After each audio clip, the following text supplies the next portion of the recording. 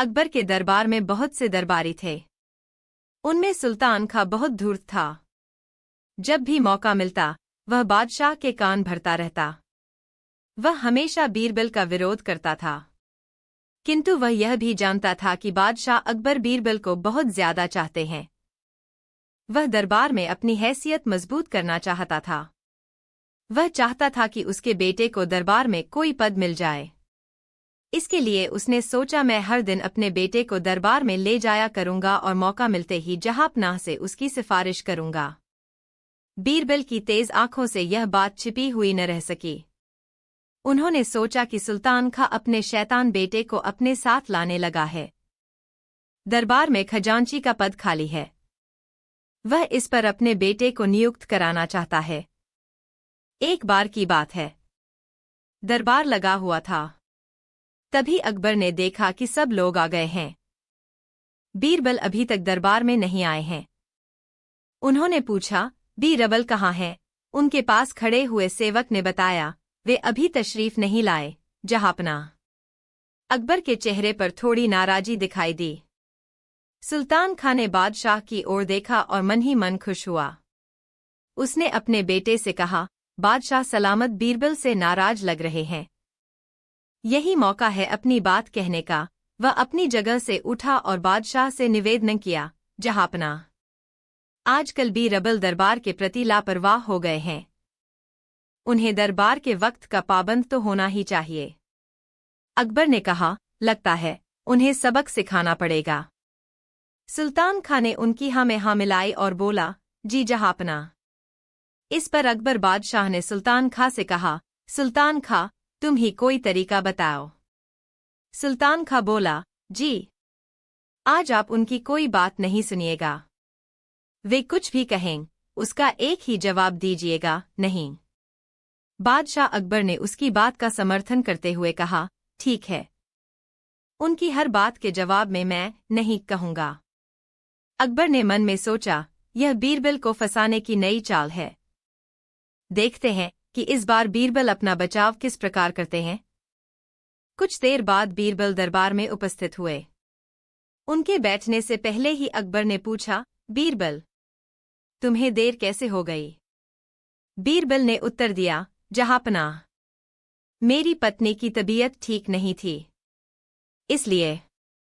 अकबर बोले, हमें तुम्हारी बात का यकीन नहीं है। बीरबल समझ गए कि इसमें जरूर सुल्तान खां की कोई चाल है। फिर भी उन्होंने कहा, मैं सच कह रहा हूं, जहांपनाह, मैं माफी चाहता हूं। नहीं, माफी नहीं मिलेगी, अकबर ने सीधा सा उत्तर दिया।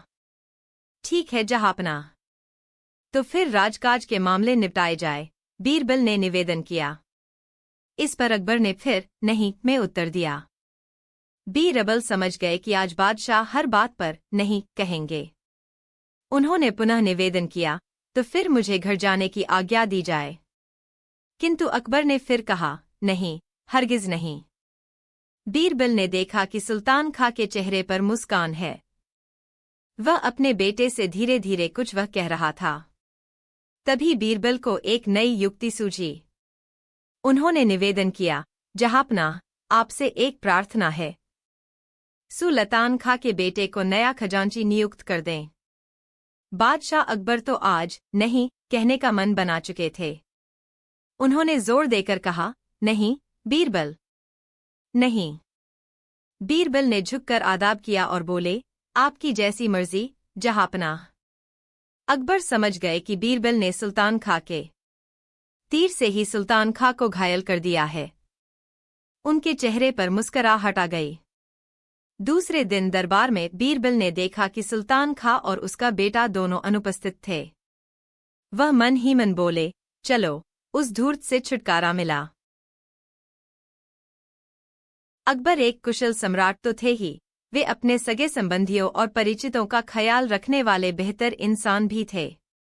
उनके दरबार में भी उनके अनेक संबंधियों परिचितों को स्थान मिला हुआ था।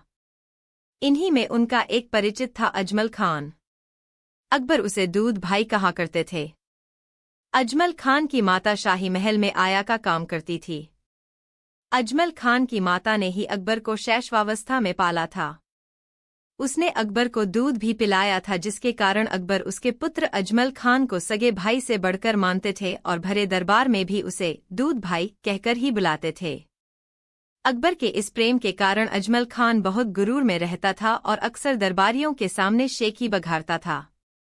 इस कारण कोई भी दरबारी उसे पसंद नहीं करता था। बीरबल चूंकि अकबर का बहुत निकट सहयोगी था, इसलिए वह उसके सामने पड़ने से कतराता था, लेकिन बीरबल की पीठ पीछे निंदा किया करता था। बीरबल को उसकी हरकतों का ज्ञान तो था, लेकिन यह सोचकर कि बादशाह के रसूख के लिए ऐसे लोगों की भी बहुत जरूरत पड़ती है, वह कभी अजमल खान के विरुद्ध नहीं गया। कई बार अकबर से कुछ दरबारियों ने अजमल खान के व्यवहार की शिकायत की, मगर अकबर ने उन दरबारियों को समझा बुझाकर भेज दिया, मगर अजमल खान के विरुद्ध कोई कार्रवाई नहीं की। इस तरह अजमल खान अकबर के दरबार का एक ऐसा दरबारी बन गया जिसे कोई भी दरबारी अच्छी निगाह से नहीं देखता था। अजमल खान के प्रति आम दरबारियों के विचार से अकबर परिचित थे। उन्होंने कई बार अजमल खान को सांकेतिक ढंग से समझाने और उसकी गलतियों का एहसास कराने का प्रयास किया था, मगर वह इतनी मोटी बुद्धि का था कि उसे बादशाह की बातें समझ में नहीं आती थी और उसका दरबारियों के बीच इतराना जारी रहता था। बीरबल को इस बात का पता था कि अकबर स्वयं कई बार अजमल खान को समझा चुके हैं, लेकिन फिर भी वह अपने बड़बोलेपन से बाज नहीं आता है, इसलिए बीरबल ने उसका नाम बैल रख दिया था। एक दिन किसी बात पर अजमल खान की बीरबल से कहासुनी हो गई। उसने बीरबल पर रौब गांठते हुए कह दिया, तुम आज दरबारी बने हो और मेरी शाही खानदान में परवरिश हुई है। बादशाह अकबर को उंगली थामकर मैंने चलना सिखलाया है। मुझसे बेहतर तुम बादशाह के बारे में न तो जान सकते हो और न तुम्हें जानने की जरूरत है। अच्छा यही है कि तुम अपनी औकात में रहो और मेरे सामने कुछ भी बोलने से पहले अवश्य सोच लो कि मैं कौन हूँ। अजमल खान की बातें सुनकर बीरबल को बड़ी खीज हुई और उसने पलटकर कहा, जी हाँ जनाब, मैं जब कभी भी आपसे बातें करता हूँ तब मेरे ज़हन में यह रहता है कि आप बैल हैं। बीरबल की बातें सुनकर अजमल खान क्रोध से उबल पड़ा और बीरबल को धमकियां देते हुए वहां से चला गया। ठहरो, मैं आज ही दिखाता हूँ कि मैं कौन हूँ। अकबर का दरबार लगा हुआ था। आम दिनों की तरह कामकाज चल रहा था। बीरबल अपने तख्त पर बैठा हुआ था। किसी समस्या को सुलझाने के लिए अकबर ने अजमल खान से कुछ पूछा, लेकिन अजमल खान ने उस प्रश्न का उत्तर देने के स्थान पर कहा, जहापना, मैं तो बैल हूँ। बैल भला इन बड़ी बातों को क्या जाने, इसके बारे में भी आप बीरबल से ही पूछें। अकबर को यह समझते देर नहीं लगी कि अजमल खान किसी बात को लेकर बीरबल से नाराज है, लेकिन उस समय दरबार में इस संबंध में उन्होंने अजमल खान या बीरबल से कुछ भी पूछना उचित नहीं समझा। वे अजमल खान की कद्र करते थे और प्यार से उसे दूध भाई कहा करते थे। उन्होंने भाप लिया था कि जिस वक्त अजमल खान ने खुद को बैल कहा, उस वक्त दरबार में बैठे अधिकांश दरबारी मुंह दबाकर हंसने लगे थे। वे नहीं चाहते थे कि दरबारियों के सामने अब इस प्रसंग में कोई भी बात हो, क्योंकि उन्हें इस बात का भान था कि अजमल खान से आम दरबारियों के संबंध अच्छे नहीं थे।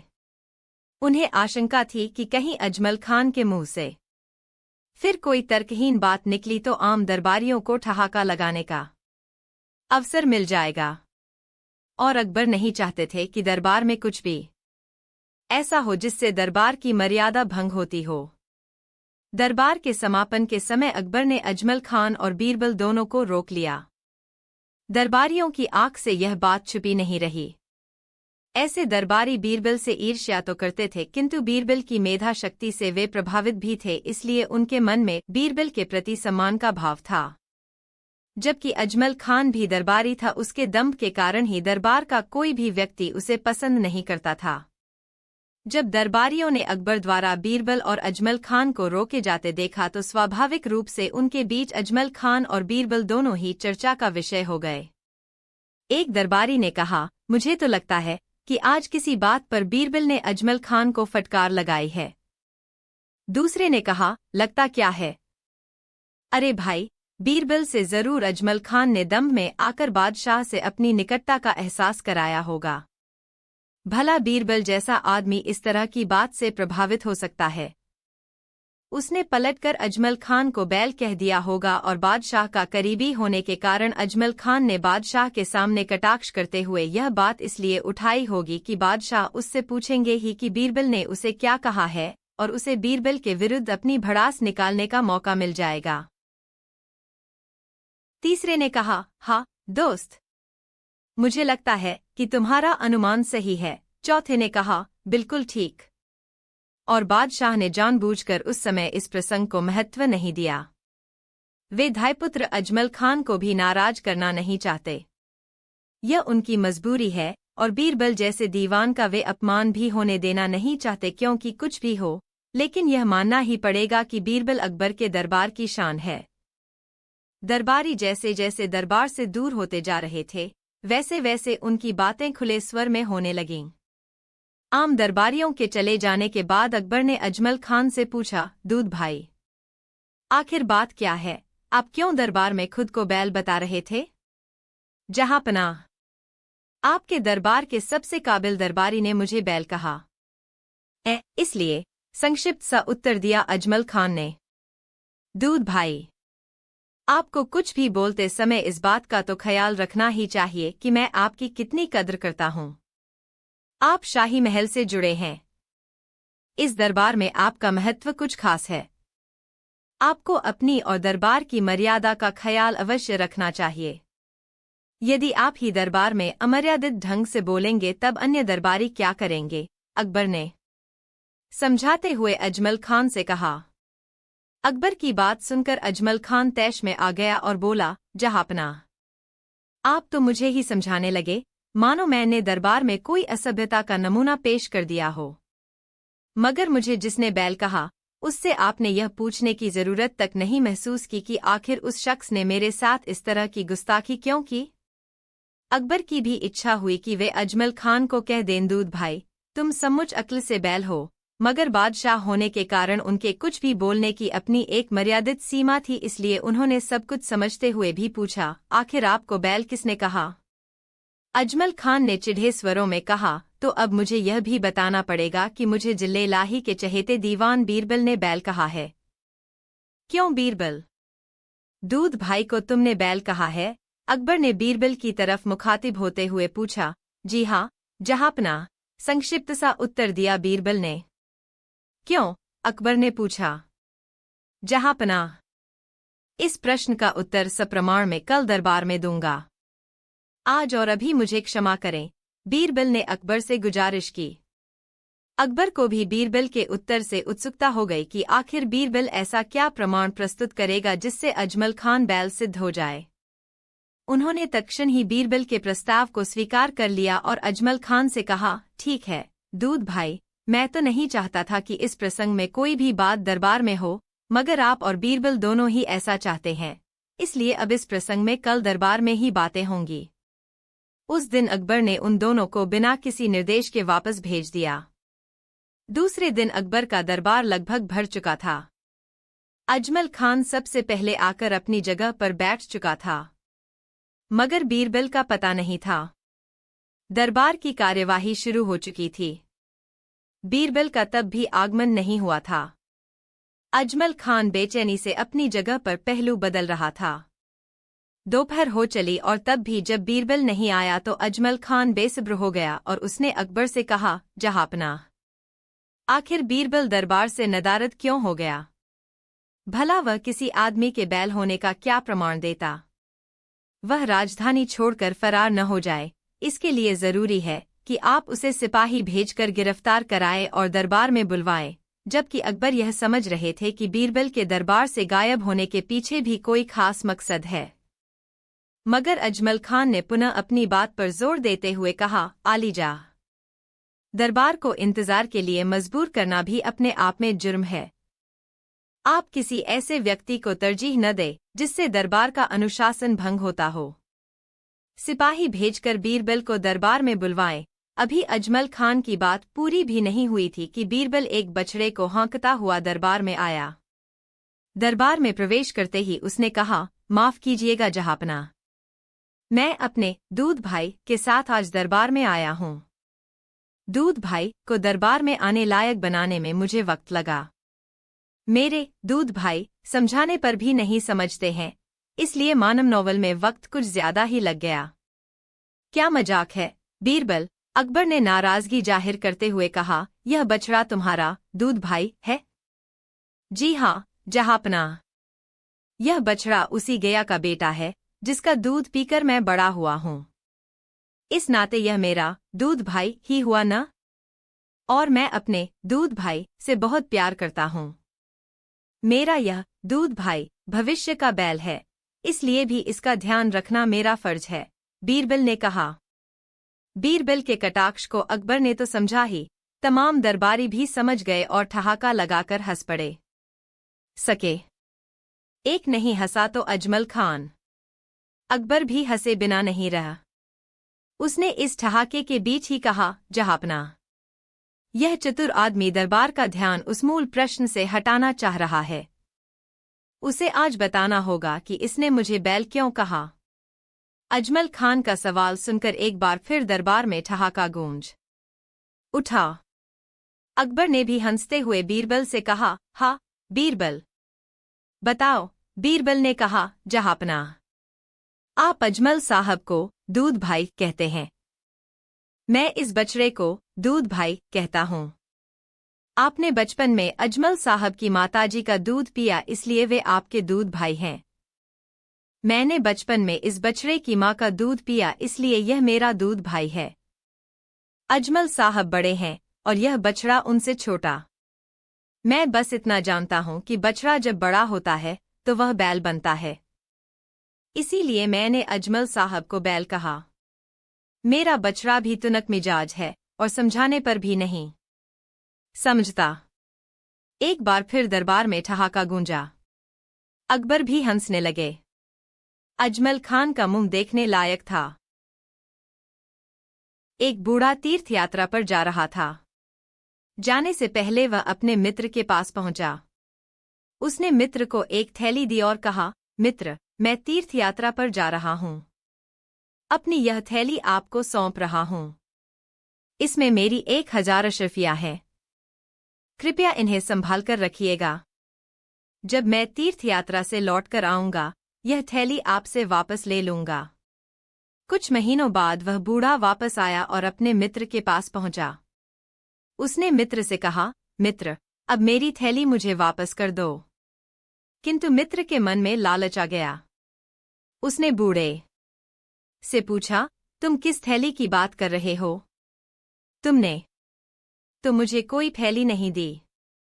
बूढ़े ने विनम्रता के साथ कहा, मित्र हंसी मत करो। उस थैली में मेरी सारी जमा पूंजी है। मेरी थैली लौटा दो। लालची मित्र ने क्रोध करते हुए कहा, कैसी थैली, मूर्ख बूढ़े, तूने मुझे कभी कोई थैली नहीं दी। इस झगड़े का कोई हल नहीं निकला तो दोनों बीरबल के पास पहुंचे। बीरबल ने दोनों की बात सुनी। उन्होंने बूढ़े से पूछा, तुमने अपनी थैली कहाँ पर अपने मित्र को दी थी? बूढ़े ने हाथ जोड़े और बताया, श्रीमान जी, आम के बाग में, एक पेड़ के नीचे। अब इसके मन में लालच आ गया है। यह मेरी थैली नहीं देना चाहता है। इस पर मित्र बोला, श्रीमान जी, यह झूठ बोलता है। इसने मुझे कोई थैली नहीं दी। बीरबल ने दोनों को चुप रहने की आज्ञा दी और बूढ़े से बोला, तुमने आम के पेड़ के नीचे थैली दी थी। यह बात पहले क्यों नहीं बताई? ठीक है, तुम जाओ और उस पेड़ को गवाही के लिए लेकर आओ। सारे दरबारी एक दूसरे को देखने लगे। भला एक पेड़ को गवाही के लिए कैसे बुलाया जा सकता है? लालची मित्र भी मन ही मन खुश हो रहा था। बूढ़ा उलझन में था। उसने सोचा गवाही के लिए पेड़ को कैसे लेकर आऊंगा, किंतु वह चुपचाप बाग की ओर चल पड़ा। बूढ़े का इंतजार करते हुए 1 घंटा बीत गया। सब लोगों के चेहरों पर परेशानी दिखाई दे रही थी। आखिर एक व्यक्ति बोला, श्रीमान जी, अब तो बूढ़े का इंतजार करते हुए 1 घंटे से अधिक हो गया है। हमें कब तक इंतजार करना होगा? बीरबल बोले, धीरज रखो, वह आता ही होगा। इस पर लालची मित्र ने कहा, बूढ़ा इतनी जल्दी कैसे आ सकता है? वह तो अभी बाग में पहुंचा भी नहीं होगा। श्रीमान जी, बाग यहाँ से 3 मील दूर है, लालची मित्र बोला। कोई बात नहीं, हम बूढ़े के आने तक उसका इंतजार करेंगे। आप लोग आराम से बैठ जाए, बीरबल ने मुस्कराते हुए कहा। वह बूढ़ा कई घंटे बाद लौटा तो हाफ रहा था। उसके माथे पर पसीना चमक रहा था। वह बड़ा निराश था। बीरबल ने उससे पूछा, क्यों? क्या हुआ? बूढ़ा बोला, श्रीमान जी, मैं बाग में गया। मैंने उस पेड़ को आपका हुक्म सुनाया, परंतु वह टस से मस नहीं हुआ। कोई बात नहीं, तुम चिंता न करो, पेड़ की गवाही हो चुकी है, बीरबल ने कहा। इसके बाद उन्होंने लालची मित्र से कहा, तुम झूठे हो। बूढ़े की थैली तुम्हारे ही पास है, वरना तुम्हें कैसे पता होता कि बूढ़ा किस बाग में गया है और वह बाग कितनी दूर है। बीरबल की बुद्धिमानी को देखकर सब उनकी जय जयकार करने लगे। अकबर के समय में दिल्ली के पास एक गांव था, अमनपुर। इस गांव में सुलेमान नाम का एक साहूकार था जो ब्याज पर धन देने का काम करता था। इसी अमनपुर गांव में सज्जन सिंह नाम का एक व्यापारी भी था जिसका व्यवसाय बहुत फल फूल रहा था। उसने कभी किसी के आगे हाथ नहीं फैलाया। सुलेमान सेठ के बारे में अमनपुर गांव में यह किस्सा मशहूर था कि वह मुर्दों से भी अपना बकाया वसूल लेता है। अमनपुर में सुलेमान सेठ की धूर्तता और बर्बरता के किस्से कहे जाते थे। यदि किसी ने सुलेमान सेठ से कर्ज लिया तो उसका उसके चंगुल से निकल पाना नामुमकिन ही था। आम तौर पर अमनपुर के लोग 12 कस्में खाते रहते थे कि चाहे जैसी भी मुसीबत आ जाए, वे सुलेमान सेठ से कर्ज नहीं लेंगे। मगर लोगों को आखिरकार ऐसी जरूरतें घेर लेती थी कि सुलेमान सेठ से कर्ज लिए बगैर उनका काम ही नहीं चलता, और ऐसी घड़ी में लोग मरता क्या न करता वाली कहावत को चरितार्थ करने लगते। इस तरह सुलेमान सेठ की चांदी कट रही थी। एक बार अमनपुर गांव में काबुल का एक व्यापारी फारूक शेख आकर ठहरा। वह सूखे मेवे की तिजारत करता था। किसी जलसे में उसकी मुलाकात सज्जन सिंह से हो गई। परिचय हुआ तो मुलाकातें भी होने लगी और फारूक शेख ने सज्जन सिंह को अपने व्यापार की खूबियां बतानी शुरू कर दीं। काजू, अखरोट, अंजीर, किशमिश, चिलगोजा, पिस्ता, बादाम, चिरौंजी जैसे सूखे मेवों के व्यापार से होने वाले फायदे का विवरण उसने कुछ इस प्रकार दिया कि सज्जन सिंह समझने लगा कि उसका कारोबार उतना फायदा कभी नहीं दे सकता जितना फायदा सूखे मेवे के व्यापार से हो सकता है। मन में यह बात आने पर उसका ध्यान अपने व्यापार में उस तरह नहीं लगता था जिस तरह कभी लगा करता था। फारूक शेख के साथ बैठकर ऊंचे ख्वाब देखते रहने के कारण उसे अपना काम छोटा और ओछा दिखने लगा था। जिस काम को पहले वह पूर्ण मनोयोग के साथ किया करता था, अब उसी काम को करने में उसे संकोच होने लगा। साल बीतते बीतते उसे अपने व्यापार में घाटा लगा। हालत यह हो गई कि उसे अपना व्यापार चलाने की बजाय अपना कारोबार समेट लेने की नौबत आ गई।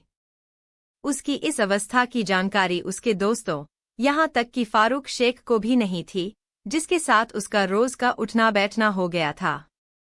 कभी किसी से कुछ नहीं मांगने की आदत के कारण सज्जन सिंह अपनी इस स्थिति के बारे में भी किसी से कुछ बताने की हिम्मत नहीं जुटा पा रहा था। एक दिन फारूक शेख ने उसे खोया खोया सा देखकर यूं ही पूछ लिया, क्या बात है सज्जन सिंह? इधर तुम बहुत उदास दिखते हो। अगर व्यापार में कुछ उतार चढ़ाव झेल रहे हो तो बताओ, कुछ पैसे चाहिए तो बेहिचक बोलो, मैं तुम्हारी मदद करूंगा। आखिर दोस्त होते ही क्यों हैं? वक्त जरूरत एक दूसरे के काम आना ही तो दोस्ती का उसूल है। मगर उस दिन भी सज्जन सिंह अपने मित्र फारूक शेख से अपनी वास्तविक स्थिति नहीं बता पाया और इसके बाद काबुल से अचानक बुलावा आ जाने के कारण वह 3 महीने के लिए काबुल चला गया। उसने जाते समय सज्जन सिंह से भेंट की और कहा, दोस्त, तुम न भी कहो तो हम समझते हैं कि तुम्हें अभी मदद की जरूरत है। नहीं, ऐसी कोई बात नहीं है। अगर होगी तो कहूंगा ही। भला तुम जैसे दोस्त से कोई बात छुपाई जा सकती है? सज्जन सिंह ने बहुत चालाकी से फारूक शेख से अपनी सच्चाई छुपा ली।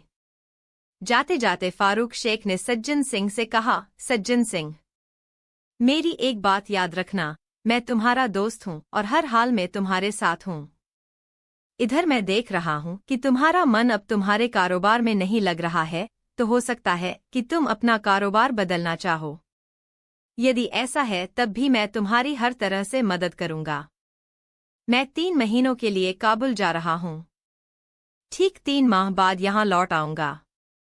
यहाँ लाखों की लेनदारी है। देर करने से मुझे नुकसान होगा, ग्राहक भी टूट जाएंगे। तुम सोच विचार करके रखना।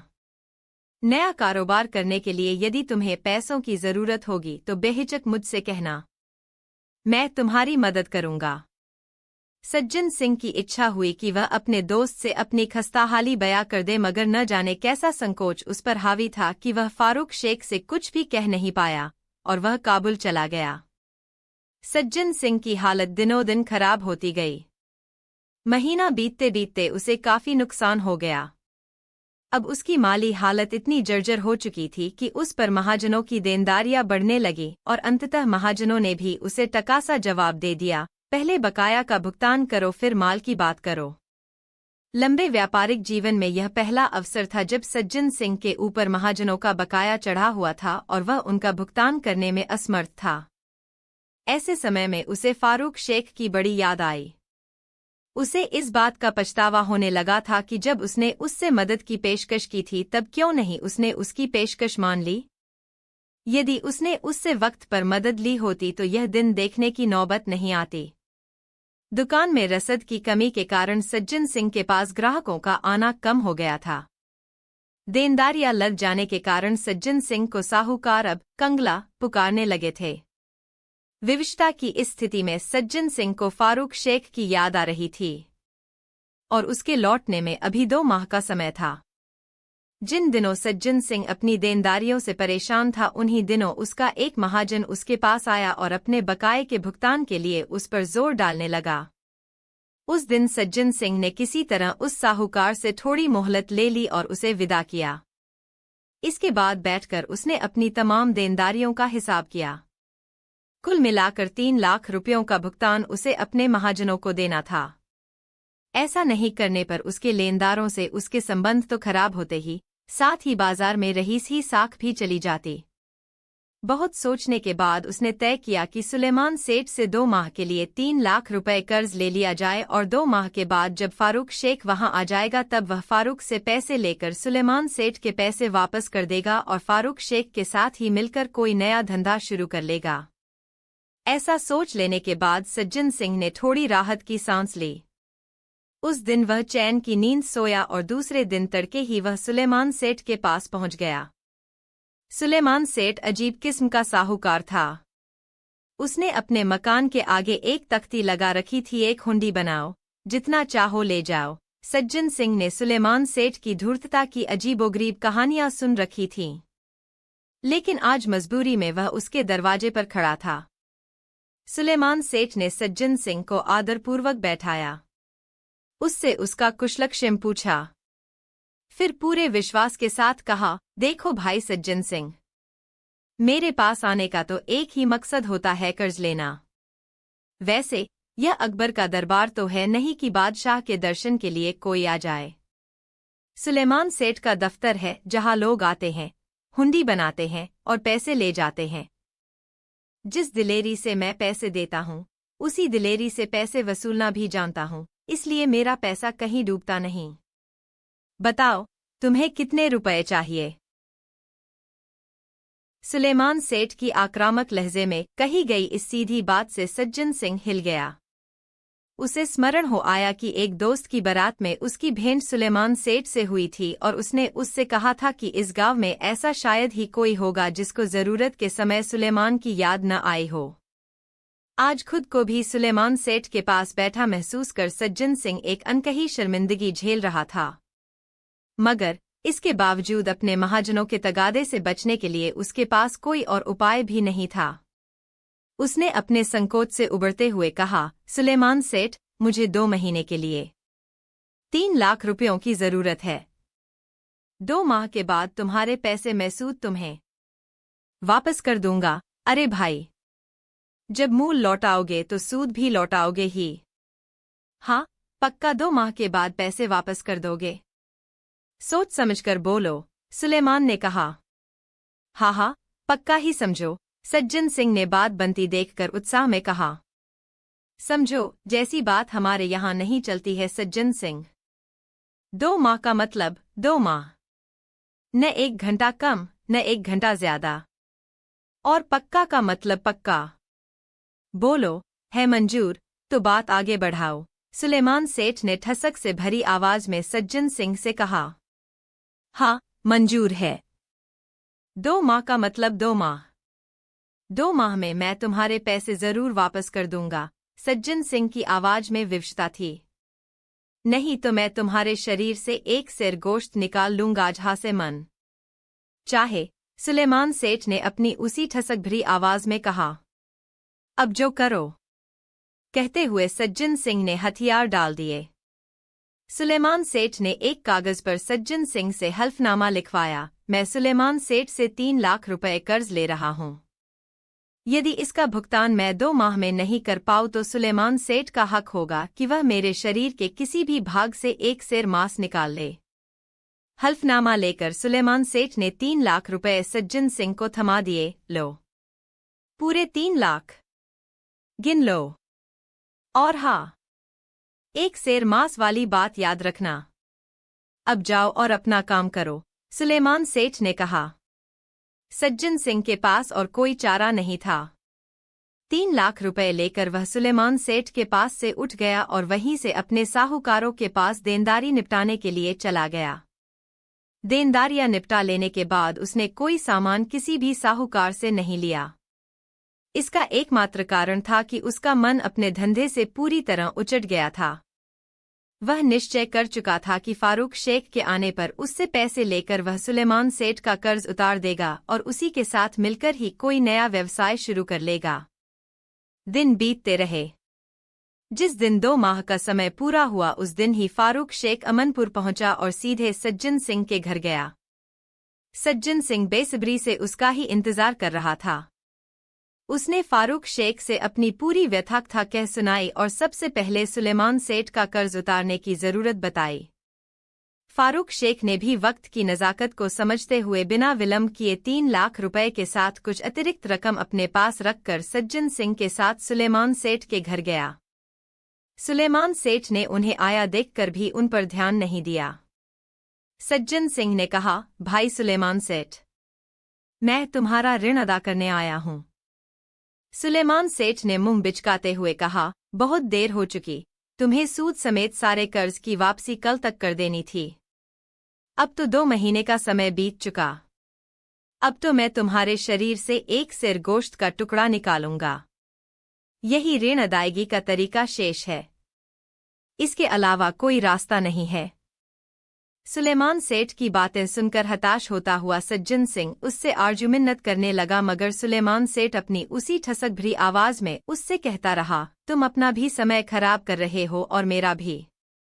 अब कुछ भी कहने सुनने की गुंजाइश नहीं है।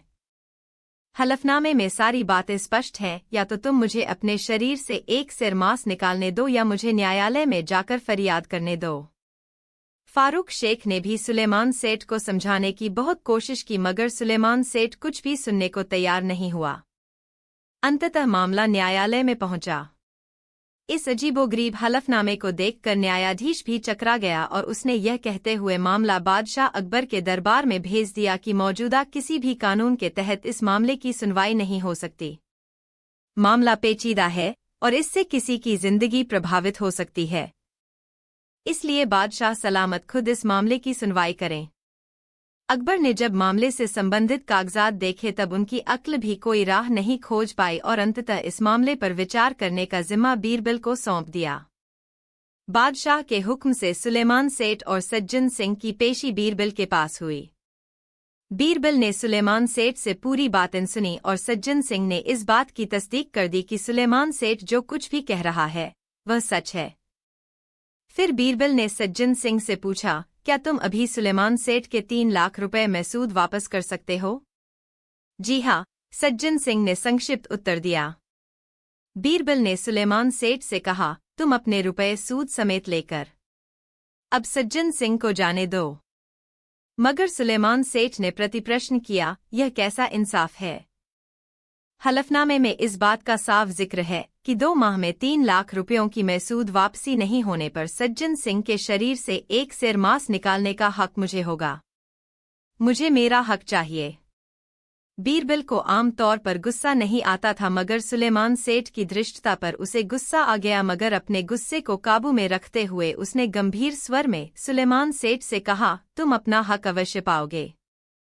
तुम्हें हक है कि सज्जन सिंह के शरीर से एक सेर मांस निकाल लो। मगर ध्यान रहे, ऐसा करते समय सज्जन सिंह के शरीर से खून की एक बूंद भी बाहर नहीं आनी चाहिए, क्योंकि इसका जिक्र हलफनामे में नहीं है।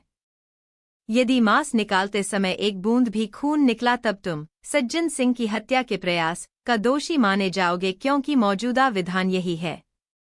अब सुलेमान के होश फाख्ता हो गए। उसने गिड़गिड़ाकर बीरबल से 3 लाख रुपए महसूद वापस करवाने का अनुरोध किया, मगर बीरबल गुस्से में था।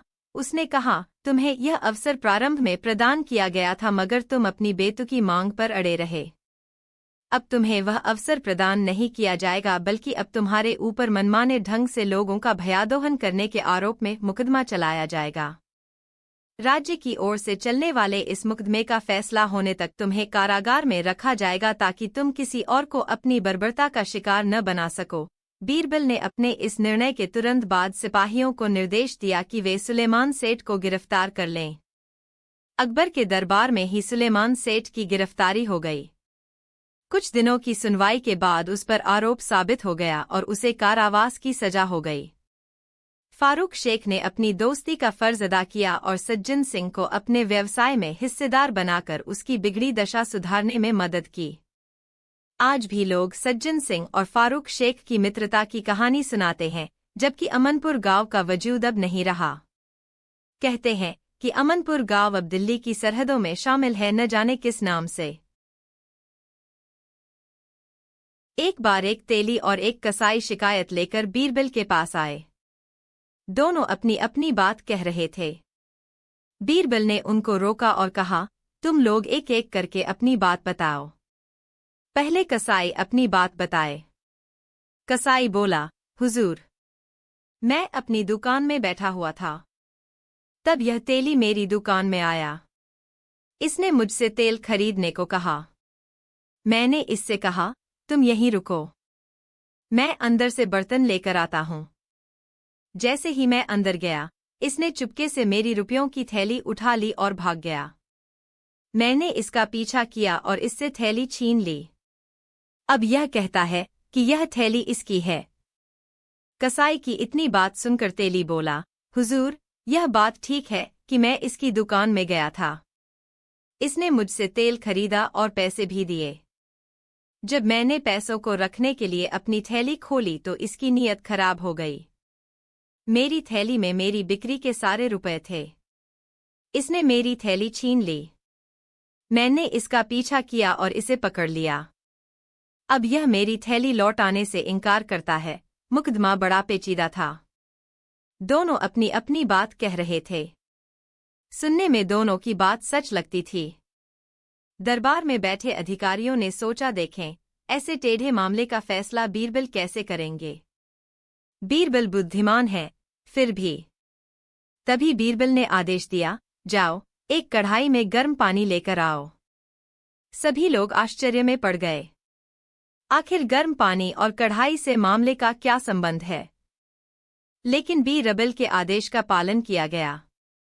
कढ़ाई के आने पर बीरबल ने कहा, रुपयों की थैली पानी में डाल दो। थैली को गर्म पानी में डाल दिया गया। बीरबल अपनी जगह से उठे। उन्होंने पानी में झांककर देखा और आदेश दिया, इस थैली का मालिक तेली है। पानी में तेल की बूंदें चमक रही हैं। ऐसे तेल से सनी हुई थैली तेली की ही हो सकती है। थैली तेली को दे दी गई और कसाई को जेल खाने भेज दिया गया। वहां उपस्थित व्यक्तियों ने बीरबल की जय जयकार की। शाम हो गई थी। सारे दरबारी थक गए थे। बादशाह के चेहरे पर भी थकावट दिखाई दे रही थी। दरबार बर्खास्त करने की तैयारी हो रही थी। तभी एक सिपाही ने प्रवेश किया। क्या बात है अमीर? बादशाह ने पूछा। जहांपनाह, दक्षिण भारत से एक पंडित आपसे और बीरबल से मिलना चाहते हैं, सिपाही बोला। मगर क्यों? अकबर ने पूछा। जहांपनाह, उन्होंने आपकी बुद्धिमत्ता और बीरबल की सूझबूझ के बारे में काफी सुना है, इसलिए वह आपसे मिलना चाहते हैं, सिपाही ने निवेदन किया। तो फिर विद्वान पंडित को निराश करना उचित नहीं है। उन्हें आदर के साथ अंदर ले आओ, अमीर, बादशाह ने आदेश दिया। इसके बाद उन्होंने बीरबल से कहा, हम बहुत थक गए हैं बीरबल, इन पंडित जी से जरा जल्दी निपटना। तभी सिपाही पंडित जी को लेकर अंदर आ गया। अकबर तथा बीरबल ने पंडित जी का स्वागत किया। पंडित जी उनकी उदारता देखकर गदगद हो रहे थे। अकबर बोले, पंडित जी, आप बीरबल जी से प्रश्न पूछिए। पंडित जी ने ध्यान से बीरबल को देखा और पूछा, बीरबल, तुम 100 सरल प्रश्नों के उत्तर देना पसंद करोगे या एक कठिन प्रश्न का? बीरबल ने विनम्रता के साथ कहा, पंडित जी, 100 सवाल सुनने का समय बादशाह के पास कहाँ है? आप मुझसे एक कठिन प्रश्न है, पूछ लीजिए। तो ठीक है। तुम बताओ कि पहले मुर्गी पैदा हुई या अंडा? पंडित जी ने पूछा। बीरबल ने एक शब्द का उत्तर दिया, मुर्गी। पंडित चौंके। उन्होंने एक और सवाल किया, तुम यह कैसे कह सकते हो, बीरबल? माफ कीजिएगा पंडित जी, आप यह दूसरा प्रश्न पूछ रहे हैं, बीरबल ने पंडित जी से कहा। बीरबल के कथन से पंडित मुग्ध हो गए। उन्होंने कहा, मैंने बीरबल की जितनी प्रशंसा सुनी थी, उन्हें उससे ज्यादा ही बुद्धिमान पाया।